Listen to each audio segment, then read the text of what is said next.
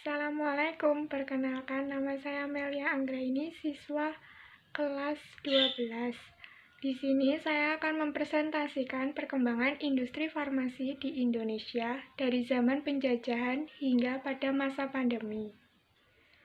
Industri farmasi di Indonesia diawali dengan berdirinya pabrik farmasi pertama di Hindia Timur pada tahun 1817 silam yang bernama Nefkaminkelin, dan dalam kurun waktu 50 tahun, Indonesia kemudian meluncurkan industri farmasi modern pertama, yaitu pabrik Kina yang berada di Bandung pada tahun 1896. Walaupun usianya lebih dari 1 abad, profesi farmasi masih dibilang relatif lebih lambat dibandingkan dengan negara lainnya. Perkembangan industri farmasi mulai mencuat pada masa kemerdekaan.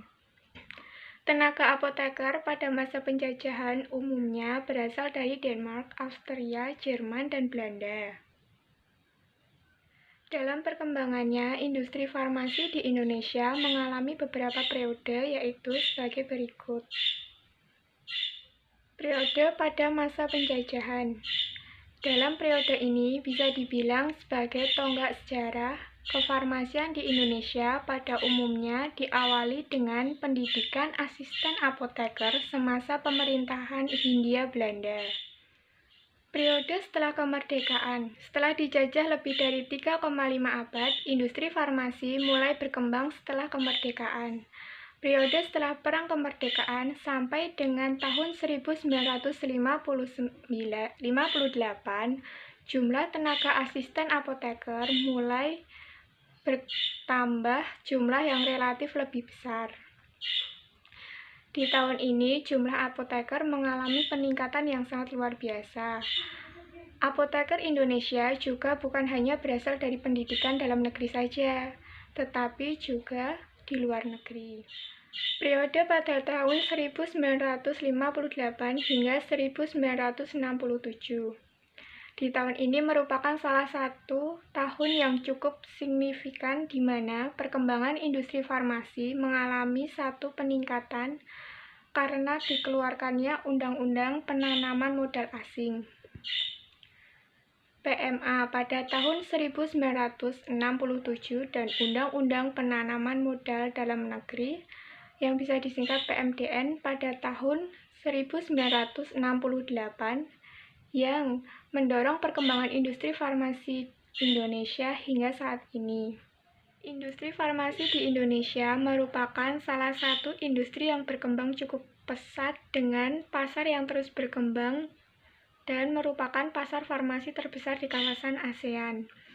Tetapi di sisi lain, peraturan ini membuat industri farmasi menghadapi hambatan yang cukup berat. Hal ini disebabkan karena kurangnya devisa dan terjadinya sistem penjahatan bahan baku obat, sehingga industri farmasi yang dapat bertahan hanyalah industri yang memperoleh bagian jatah atau mereka yang mempunyai relasi dengan luar negeri. Periode pada tahun 1980.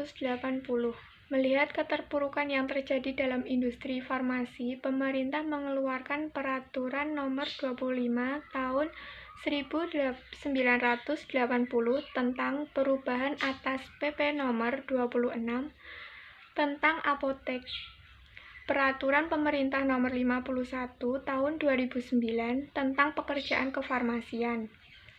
Tak hanya itu, pemerintah juga mengeluarkan peraturan yang mengatur tentang pemberian izin apotek terus berubah mulai dari Undang-Undang Nomor 3 Tahun 1953 tentang pembukaan apotek sampai dengan Kemenkes Nomor 1332 Menteri Kesehatan SK Nomor 10 Tahun 2002 tentang perubahan Permenkes Nomor 922 Menteri Kesehatan Perkes Nomor 10 Tahun 1992 tentang ketentuan dan tata cara pemberian izin apotek sesuai dengan perkembangan dunia bisnis dan ilmu serta teknologi yang berkembang hingga saat ini. Pasar farmasi Indonesia berevolusi sejak tahun 2014.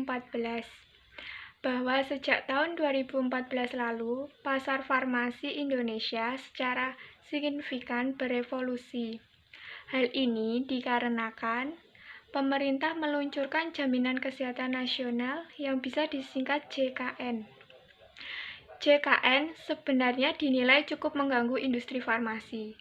Meskipun mampu memperluas cangkupan pasar dan menyediakan akses layanan dan perawatan kesehatan bagi masyarakat luas, pemerintah memasang harga yang cukup ketat untuk obat-obatan yang diterima dalam JKN.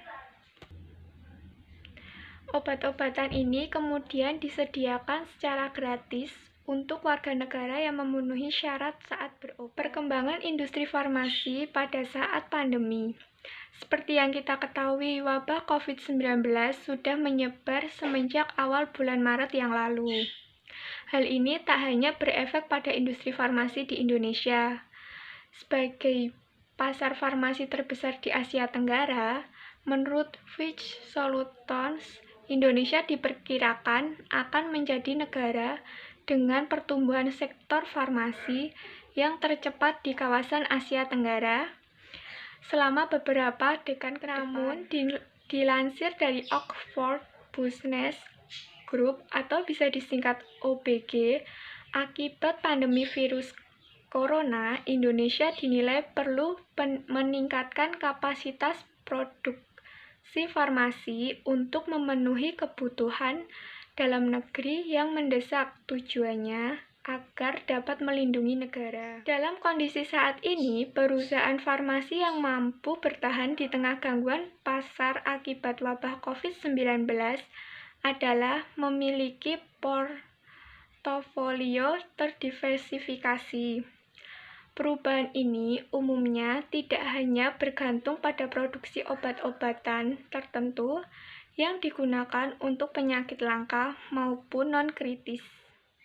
Namun, di sisi lain, pada bulan Februari, Menteri Kesehatan Terawan Agus Putranto mengatakan bahwa wabah COVID-19 ini sebenarnya menciptakan peluang untuk mendorong produksi farmasi dalam negeri. Hal ini dilihat dari tingkat penyerapan bahan baku lokal dalam proses manufaktur obat-obatan. Sekitar 90% bahan baku yang digunakan oleh perusahaan farmasi Indonesia merupakan produk impor, di mana 60% diimpor dari Cina. Terkait hal tersebut, Kamar Dagang Industri Indonesia Kandin menyatakan bahwa rata-rata akibat dari pandemi, produksi industri farmasi Indonesia turun hingga 60%. Di bulan Mei, yang artinya para produsen farmasi di Indonesia mulai mempertimbangkan untuk mendiversifikasi rantai pasokan ke negara-negara Asia Tenggara lainnya. Tak hanya di Tiongkok. Hal lain yang kita pahami saat ini, walaupun memberikan efek positif bagi industri farmasi, diantaranya terdapat banyak relaksasi aturan yang sangat membantu industri farmasi. Cukup sekian presentasi dari saya, ada kurang dan lebihnya saya mohon maaf. Wassalamualaikum warahmatullahi wabarakatuh.